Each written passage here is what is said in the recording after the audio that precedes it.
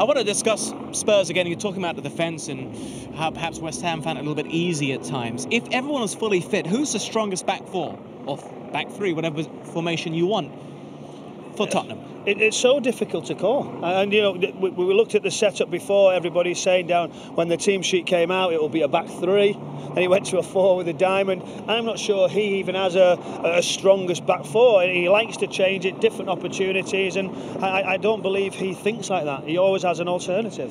I think he'll play with three on Tuesday night. But again, as Michael says, he changes from game to game. It is about picking the team that he feels in the shape that he feels will work against the opposition.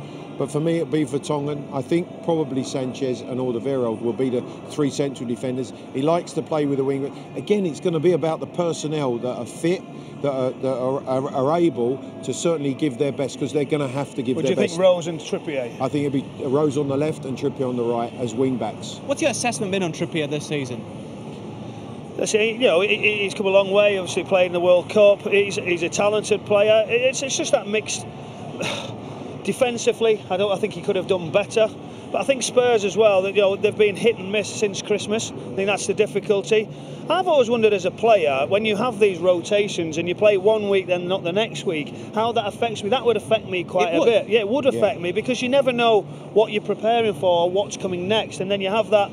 And some people actually, you know, say for instance, you finish, if you've not played this game today, what's your training load ready for Tuesday? For me, I always feel like I have to do something each day and get that right, and not everybody can manage it. It's so important for players to have rhythm. I think that certainly there's a lot of players without rhythm. If they're in for a couple of games, they come out for a game, it's very, very difficult then to reach a level of consistency, because you're not quite sure if you're playing, if you're not in. But if you can roll out those games, I think you find a particular level, you find your best form. And it's something that I wouldn't have enjoyed in the modern game, and it's something that's difficult for players to deal with. But I do think it affects their performance as well. Clive, as well, is you see 3 or 4 who start nearly every game. So if you're one of the ones who go in and out, you sort of think, well, what is it I'm not doing that I can't be one of those? So unless the manager's excellent at explaining why and what and keeping you on side, then psychologically you won't be at your best. That's surely where tactics go out the window. It's more about the man management from Mr. Pochettino to sit down, say Michael this or Clive that, this is how I'm looking at games, this is the run of fixtures we have. And that's where he's proving his worth. Well, this is where the manager has to be very clever, because he has to know the player, he has to know their mentality, he has to understand what makes them tick, whether it is an arm on the shoulder, whether it is reassurance in, yeah, you're playing well, but I'm not playing you today, I'm resting you. Resting is not something I would have wanted to hear. It happened to me when I was playing in my best season here under David Pleat, and he rested me near the end of the season. I was distraught by it. What did he say to you, though? He said that he needed me with a cup final coming, the last few games of the season, a big push to the end of the season. He left me at home for a game at Everton, and I was absolutely distraught. The season I was having... Did you play, though? Did you play after it, though? I did, well, yeah. Did they lose the Everton game? To 50 goals. Did they win or lose that game against Everton? They lost 1-0 at Everton, and our season sort of fell away from that.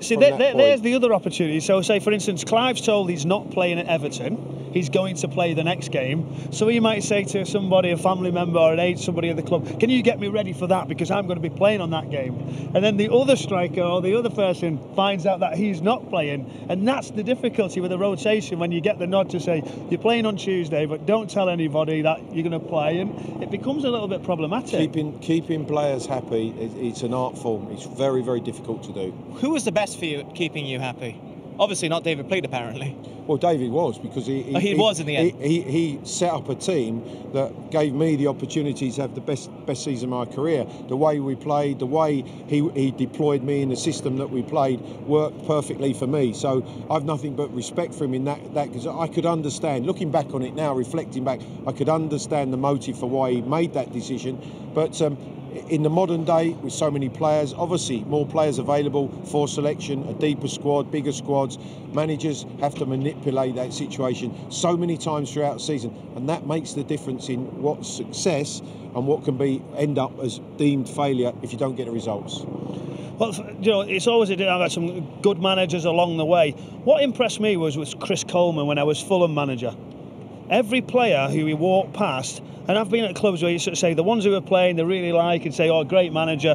But in this occasion, at Fulham, even the players who weren't playing, the squad members, everybody liked him. So I knew straight away he had that feel with the players and that trust, and it's very difficult to get. And imagine at this level with, the personas that people have and the length of contracts and they should be playing. It must be difficult.